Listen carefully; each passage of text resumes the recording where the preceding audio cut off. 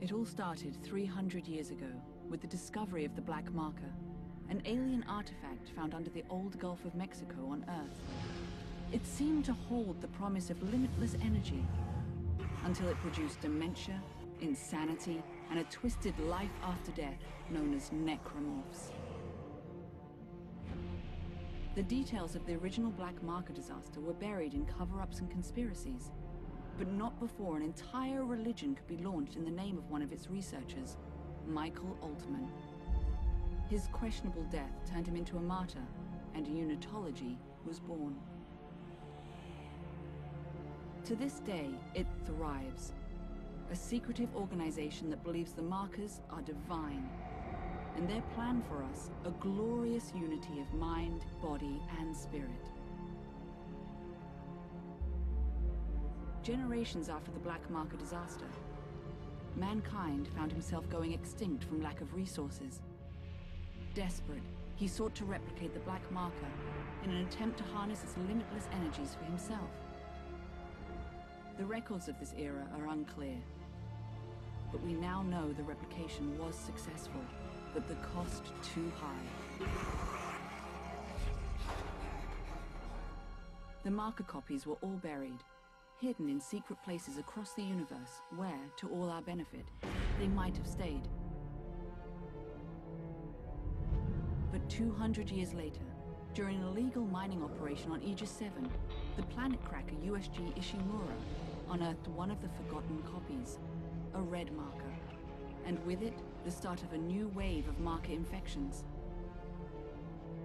A key survivor of that incident was an engineer named Isaac Clarke. That marker spoke to him and left him with a gift, a mental blueprint of the marker itself. Isaac was captured and tortured by EarthGov, his mind harvested for the marker's secrets. The marker program was thus restarted, and a new one built on the populous Titan sprawl. But disaster quickly followed. He managed to escape, but just barely. There was nothing left but dust, just like Aegis 7.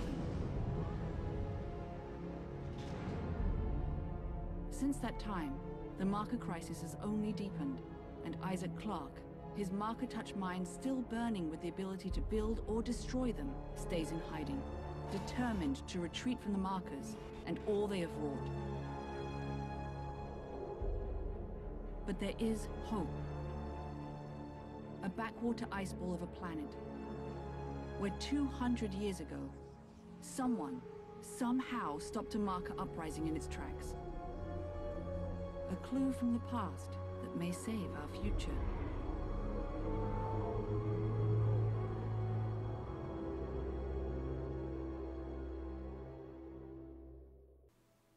Hello, ladies and...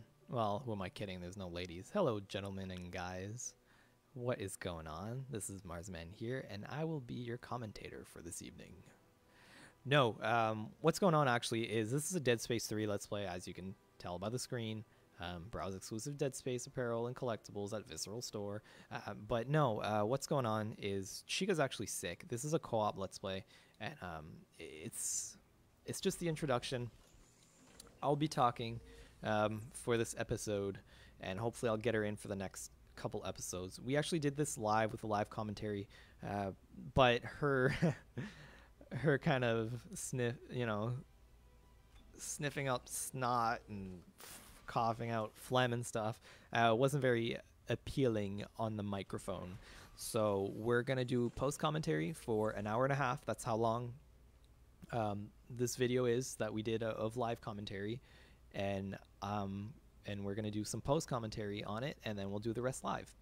So here I was debating with her, trying to get impossible to pass, but she didn't want to, so we went with the hard difficulty. Hard is actually what I started doing in my single player game, and it's really not that difficult. It's pretty good. You die really quick, but if you're strategic and smart about it, about the enemies and stuff like that, then if you're not getting hit, you can kill still pretty decently quick. The problem with impossible is you have far less ammo, you die quicker, you have less resources and stuff like that. So you really have to scavenge for stuff, and you really have to make do with certain things in the game that you may otherwise play a whole game on an easy difficulty and never do. So it's kind of little techniques that you learn. And I have plenty of experience with Dead Space. I beat it on the hardest difficulties on Dead Space 1, which is impossible, I think, in Dead Space 1. And Dead Space 2, it would be the Zealot difficulty. I didn't do the hardcore because I just find these hardcore difficulties ridiculous. What that is in Dead Space 2, you had 3 saves that you could use during the game. If you die, you may lose 2 hours of progress. So you have to use your saves really strategically, and I just find it ridiculous, so I didn't try it. But here we go, Dead Space 3. I will not talk during these cutscenes, so enjoy, guys. Oh! Jesus, Kaufman! This is hopeless! Alpha Niner, this is Whiskey 250. Alpha Niner, this is Whiskey 250. Serrano, do you read me? Tim! Oh, thank God! Did you find it? Find it. Doc, I'm not even sure what we're looking for. Just follow the waypoint I sent you. I can't tell you anymore. Just get there. Do you hear me? You have to get there. What? Oh, it's long. What? Dang it. Follow the waypoint. We've been following it for 3 hours and ain't found squat. So right away we see a difference between the single player and the co-op. That character who I'm shooting at, which is Chika, the lovely metal Chika, is actually not there. So you don't even get the voice acting. You don't get that kind of experience. So right away off the bat, when you play co-op, you see there is a difference with the single player. And there are also different things in the co-op campaign that you will not experience, like cutscenes and perhaps missions. I'm not there yet, so I'm not sure. But there's definitely a difference, which is really cool. I like it when a game does that. I'm not going to talk over this little jibber jabber, if you may, all the time, but I will sometimes because the subtitles are there. They're there because I would like you guys to read it, but also it's not necessarily always important stuff like a cutscene. So there you go, prologue, beginnings. You notice right away you're not Isaac Clarke, which is the game's main character. So what you are is what looks like to be a couple of soldiers, not very experienced. This guy looks really timid, really kind of scared and nervous, and he's tired. The other guy looks a little bit more soldier and kind of ready to go. So this guy might be a recruit or something like that. Definitely inexperienced, like I said. So we're just looking around here. Brake latch. So I tried hitting it to save some ammo, but of course I couldn't. Always reload. You never know what's behind door number 1.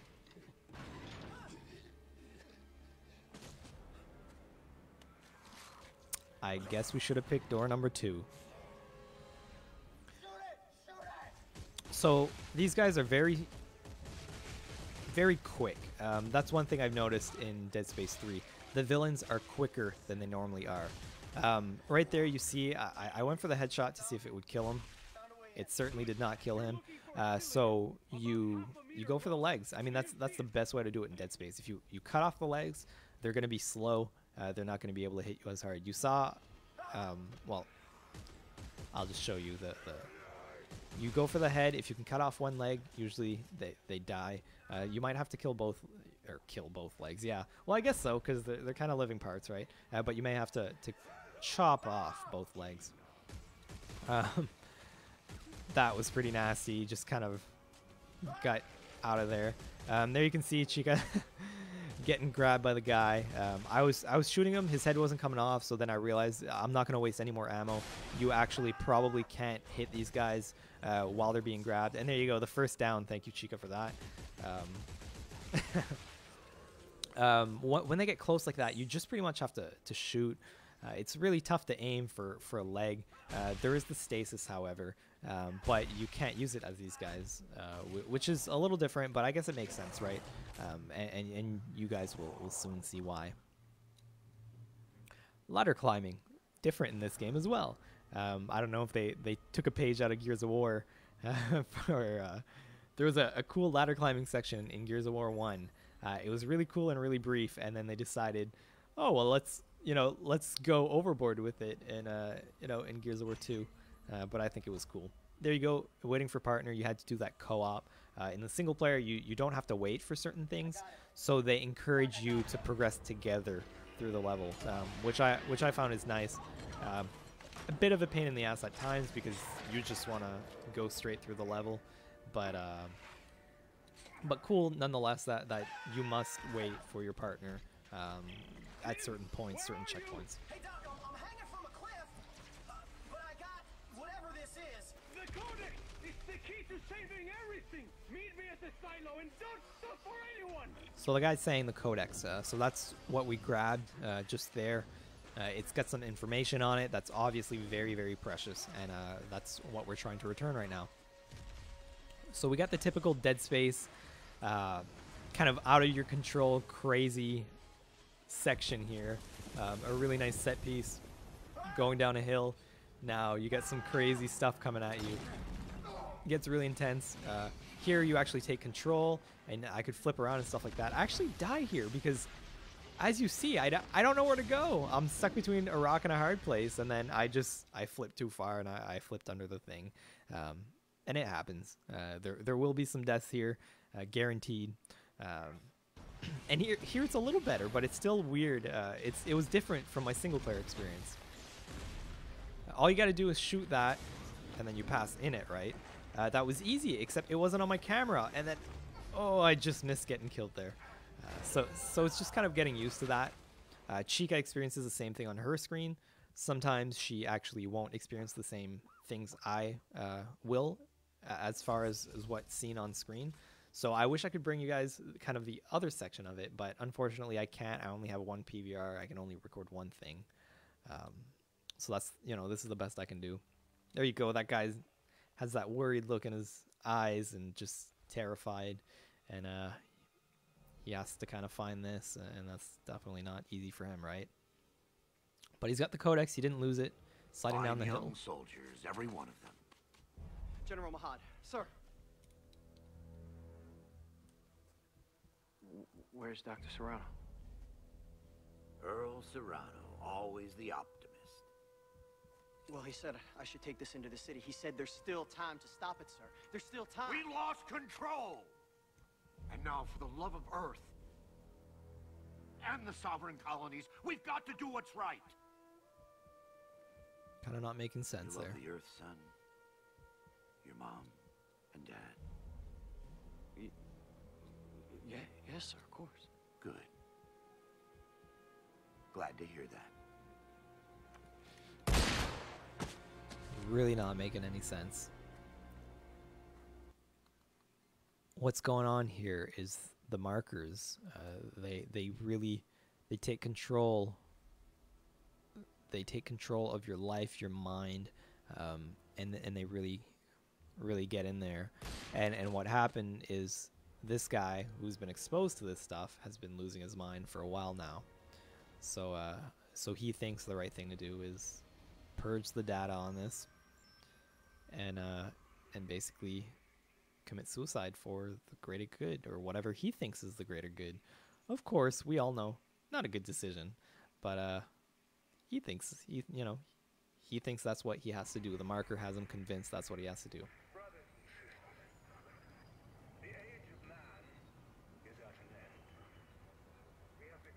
200 years later, that's what I was talking about. Stasis may have not been invented back then. Message 34. Isaac, I know you're there. Come on, pick up the phone. Then you hear the voice of the beautiful Ellie.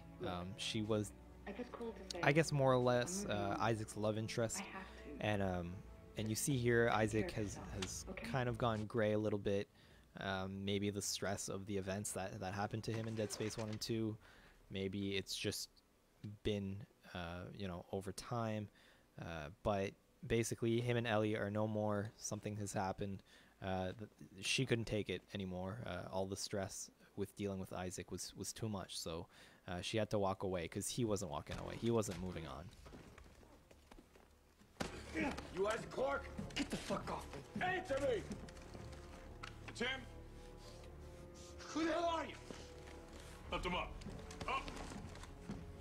I don't have a lot of time, so I'm gonna make this brief. I understand you're something of an expert on markers. You created one, I didn't make shit.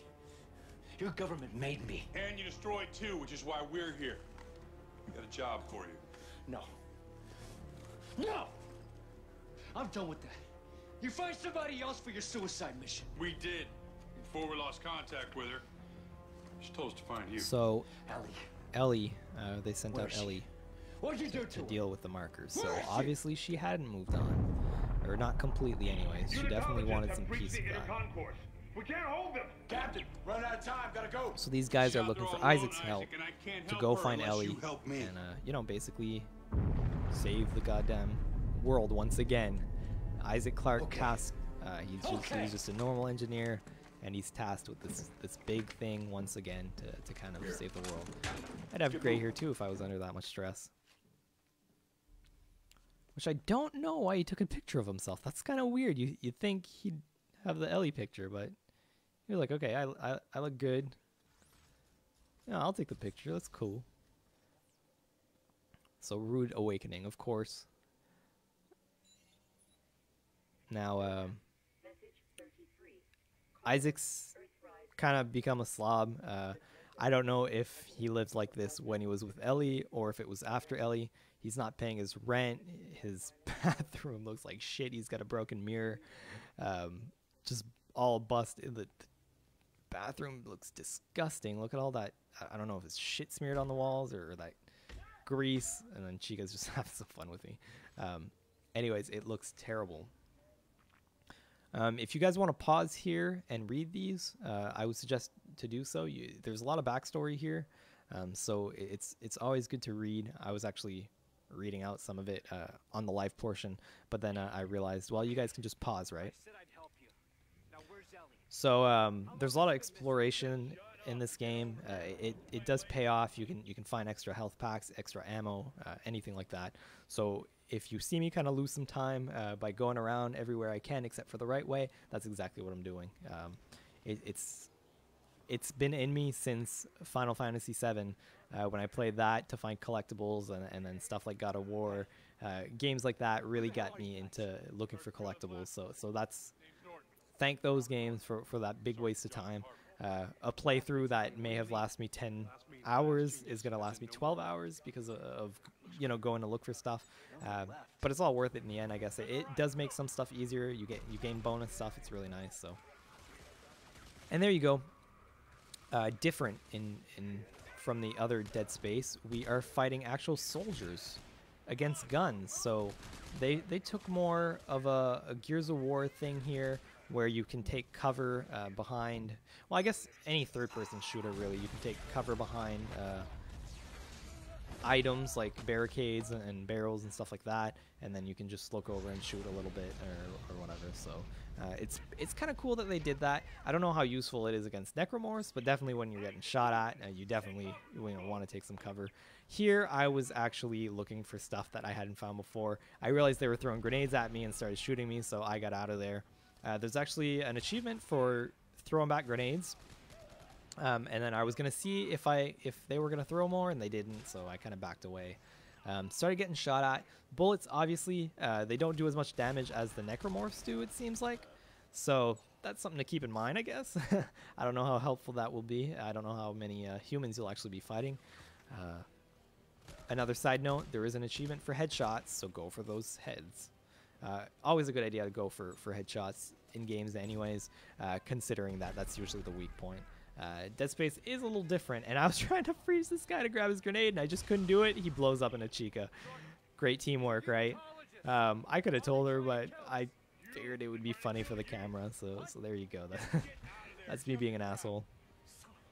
Oh, something I want to advise is there will be some language in this, some bad language in this. So if you are not of age, watch with discretion. I would ask you not to watch it and to watch under parental supervision. So there will be some language here, guys. I am warning you in advance, and some graphic content as well. But I think most of you guys are mature enough to deal with that stuff, though I'm not condoning it in the younger audience. Fact is, you can find much worse on the internet, much worse than a video game, and it's sad to say that it's so easy and anyone can find certain things, but it does happen. You've destroyed markers in the past, Isaac. That makes you a direct threat to their plan. Plan? Some end-time prophecy based on the markers. Conversions? Yeah, Ellie thinks you can stop it. So now she's missing and they followed you here? Yes, now get to the roof of the Dredger Corp building. There's an extraction team waiting. All right, so we got to get to the roof. Just grabbing everything here I can, and worry not, it won't be my voice this whole time. You will be able to hear a girl. It might be a while since you guys have heard girls, so Chika will be commentating with me. It's just she's so sick, and I mean I can't make her talk with a sore throat, right? Like I really, the commentary was the live comm was bad, and she's still getting over that, so. So definitely, I try to stomp this poor lady. Always stomp your corpses in Dead Space. They may have some loot there for you. As you can see, the headshots really took care of them in no time. So that's definitely the way to do it. Now this guy, I have no idea what happened. He was Harry Houdini and it just disappeared. I don't know what the hell happened, but he disappeared. He might have gotten hit by a car. What about our station? What about the stasis, right? Oops. Good thing they were unmanned vehicles. They had to say that was unmanned if they're putting that in there. If people were in there, you just killed a bunch of civilians, right? So yeah, those were unmanned vehicles. So apparently probably driving to deliver something, or, you know, it could be UPS or FedEx just driving unmanned well, I guess that would be close to like 500 years from now. If we were really being on a real timeline. So I guess the future isn't so advanced, right? Like some of this stuff you'd think we'll get in 100 years if it's this long. I guess it's not too far ahead, right? Your partner can't climb the ladder before you've actually like climbed it completely and gotten out of the way. So Chico's getting her ass shot at. My bad. It was cool. Like I was actually able to grab some ammo from there, so that was really nice. And we stayed here a bit longer because Chika went down to grab ammo. I was like, "What are you doing? You can just grab it from up here." But sure enough, she's not completely used to the mechanics as much as I. She's completed Dead Space 1 and 2, but only once. I don't want to say how much I played those games, but I have played Dead Space 1. I want to say 4 times, twice on a regular difficulty to complete the game. Once on the like hard mode, and another time on impossible. So I've played Dead Space 1 4 times, and I've played Dead Space 2 through twice. And like I said, the third time would have been on the hardcore difficulty, and I can't agree with hardcore in anything. Just because it's ridiculous. There's this achievement in Rock Band where you have to play this set list of about 70 songs, and you have to play the whole game. I think it's in Rock Band 2. You have to play the whole all the songs in the game from start to finish without ever pausing the game. I'm sorry, but you're really encouraging us to play for 6 hours in a row without taking a break, playing instruments where you're cramping and stuff like that. I cannot agree with those achievements. I can't let that go. How I can't agree with that. So playing Dead Space on hardcore was another one of those where it's not quite the same thing, but you allow a limited thing, which is 3 saves. So you might play this extended amount, and then you would die and you would lose all that. So it's just torture of the mind and body, really, when it comes down to it when you're playing video games. So that's my take on that, and why I don't necessarily agree with that.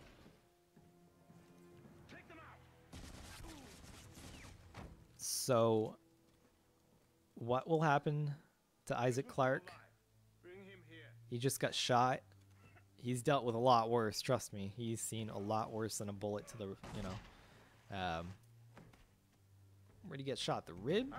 So bullet to the lung? No, if it was lung, it'd be deadly. So I guess it missed the lung, but it got somewhere not so vital, at least. There's something I'd like you to see. There. You see that? That's a marker test lab. They're everywhere at all the major colonies and outposts. So the marker was something on a planet that took over people, and the discovery has actually turned into a religion, and people swear by the marker and swear by, how this is our savior, and kind of, nature must take its course, and I guess a god figure in the eyes of these people, and they're trying to replicate markers, and this I guess kind of cult, you could say, or this religion. They're trying to really influence people and assimilate people, very like a lot of things we actually have experienced in history, in real life. There's been a lot of assimilation in the world, just a day-to-day basis, living in history and stuff like that. So it would be no different than if this thing really existed. That's kind of the way things would go about it. So that's what I like about Dead Space. That stuff is believable. Some of the other stuff a lot less, but that kind of story is believable. It's something we've experienced as a people. So anyways, guys, I'm gonna get out of here. You won't see this fight. I hope you've enjoyed.